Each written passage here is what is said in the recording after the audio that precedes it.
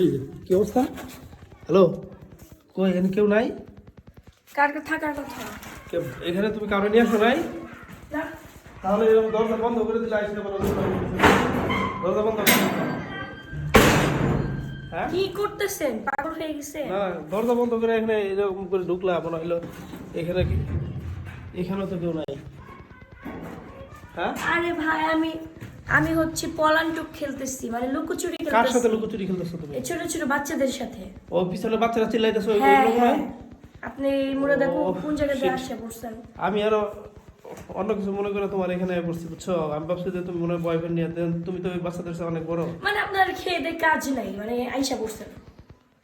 আর তো তুমি যেভাবে লুকোচুরি করে আসছো তা এখানে আমি কি কি কোনো চুরি করছি নাকি আমার বয়ফ্রেন্ড নিয়ে চুরি ধরা করো গেছে? ভাই? ঠিক আছে, কিন্তু যেভাবে আসছো এটা তো সন্দেহ হওয়ার কথা। আমি তো শুনছি তোমার নামে, তোমার এই ছোট ভাই সাকিব, ও বলছে আমার, আমি সাকিব রদিন বলছি তোর আপু কই, ও বলতেছে আপু জানি দরজা বন্ধ করে দিয়ে কি করে, খেলে করে দরজা আটকে। হ্যাঁ এটা বলছে?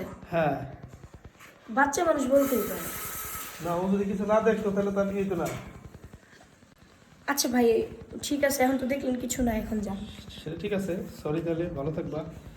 আমি তোমার ডিস্টার্ব করলাম মনে হয়। না, সমস্যা আরেকটা কথা শোনো, কি? তোমার ওই যে খালাতো বোনের কি বিয়ে হয়েছে?